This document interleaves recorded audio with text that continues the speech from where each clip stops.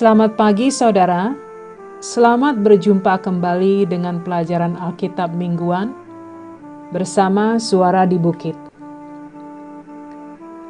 Saya akan mulai dengan pertanyaan untuk saudara. Pernahkah suatu saat saudara berada dalam keadaan yang begitu terdesak dalam kesulitan? Saudara tidak tahu harus melakukan apa? Bahkan untuk duduk tenang dan berdoa pun rasanya sulit sekali. Pikiran saudara dipenuhi dengan hal-hal yang tidak pernah saudara bayangkan sebelumnya. Saya pernah mengalami hal seperti ini.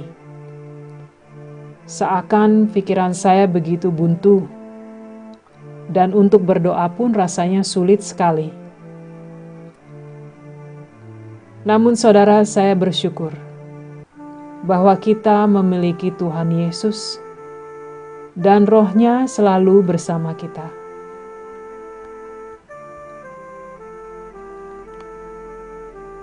Kali ini kita akan belajar bacaan Lukas pasal 8 ayat 43 sampai 48. Mari kita baca bersama saudara.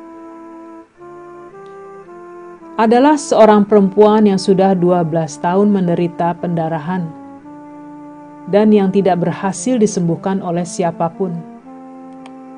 Ia maju mendekati Yesus dari belakang dan menjamah jumbai jubahnya. Dan seketika itu juga berhentilah pendarahannya. Lalu kata Yesus, "Siapa yang menjamah aku?" Dan karena tidak ada yang mengakuinya, berkatalah Petrus, "Guru, orang banyak mengerumuni dan mendesak engkau." Tetapi Yesus berkata, "Ada seorang yang menjamah aku, sebab aku merasa ada kuasa keluar dari diriku." Ketika perempuan itu melihat bahwa perbuatannya itu ketahuan, ia datang dengan gemetar, tersungkur di depannya, dan menceritakan kepada orang banyak apa sebabnya ia menjamah dia, dan bahwa ia seketika itu juga menjadi sembuh. Maka katanya kepada perempuan itu, "Hai anakku, imanmu telah menyelamatkan engkau. Pergilah dengan selamat." Saudaraku, banyak waktu, tenaga, dan uang yang mungkin telah dikeluarkan oleh perempuan tersebut untuk mendapatkan kesembuhan yang telah belasan tahun dinanti-nantikan. Bukanlah tangan lembut yang menjamah jumbai Yesus yang membawa kesembuhan, namun iman dan harapan yang begitu besar menyertainya untuk menerima pemulihan kembali atas penyakitnya yang tak mampu disembuhkan oleh manusia. Di antara kerumunan orang yang begitu banyak, Yesus mengenali sentuhan yang penuh iman, yang mampu menarik kuasa dari tubuhnya. Perempuan yang datang dengan gemetar menjelaskan apa yang telah dia lakukan. Mungkin takut bahwa jamahannya telah membuat Yesus kotor dan ternoda. Berdasarkan hukum Taurat yang diberikan pada Musa, perempuan yang mengalami hal ini dianggap kotor. Apapun yang disentuhnya akan menjadi najis dan kotor. Dan dia harus memberikan korban 2 ekor burung sebagai korban penghapus dosa dari kenajisan. Ini bisa saudara baca dari Imamat 15 ayat 25 sampai 30. Saudaraku terkasih, apakah kiranya yang membuat perempuan itu begitu yakin bahwa hanya dengan menjamah jubah Yesus dia akan menerima kesembuhan? Saya tidak tahu, namun saya yakin bahwa hal ini telah direncanakan Allah, sehingga orang lain sekitar dapat menyaksikan keajaiban Allah Bapa. melalui Yesus sebagai tanda bahwa Dia adalah Anak Allah. Baru saja tadi malam saya bertemu dengan saudara-saudara seiman yang berbagi tentang pengalaman mereka di mana Tuhan menempatkan mereka di suatu tempat dan waktu tertentu untuk dapat menerima anugerah-Nya yang tak terpikirkan sebelumnya. Mereka yakin itu terjadi karena bimbingan Roh Kudus. Saudaraku terkasih, segala sesuatu di dunia ini terjadi tidak lepas dari kuasa Allah. Tidak ada hal yang terjadi di luar kuasa dan izinnya, atau karena kebetulan. Tuhan Allah memiliki hidup kita, orang-orang percaya. Kembali pada kisah perempuan tadi, di saat itu dia menerima kesembuhan, karena itu merupakan rencana Allah baginya.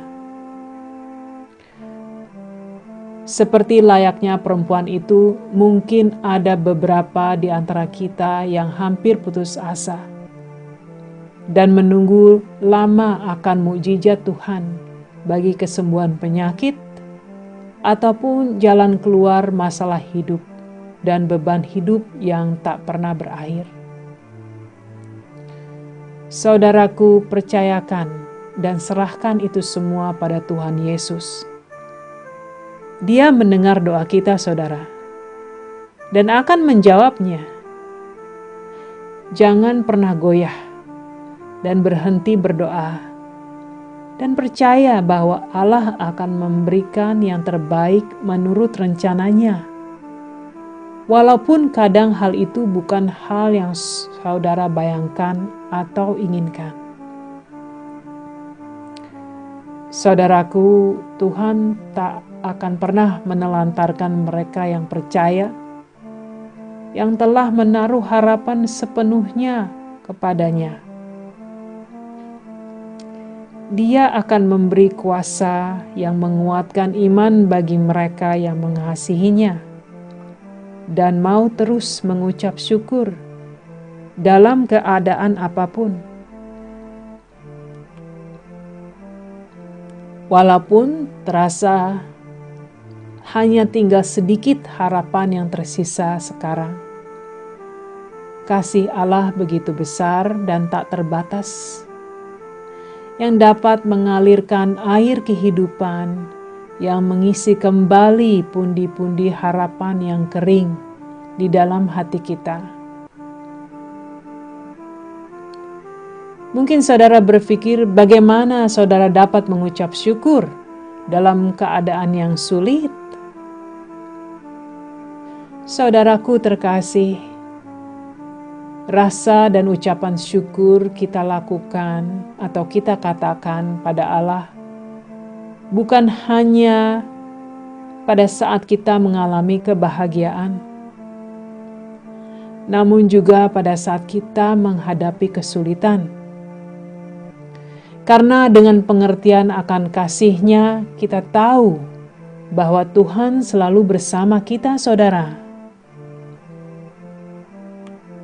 Firman-firman Allah akan menguatkan roh kita dan merubah pikiran dan hidup kita, saudara. Itu merupakan janji Tuhan untuk kita. Janganlah kita lupa akan hal itu, saudara.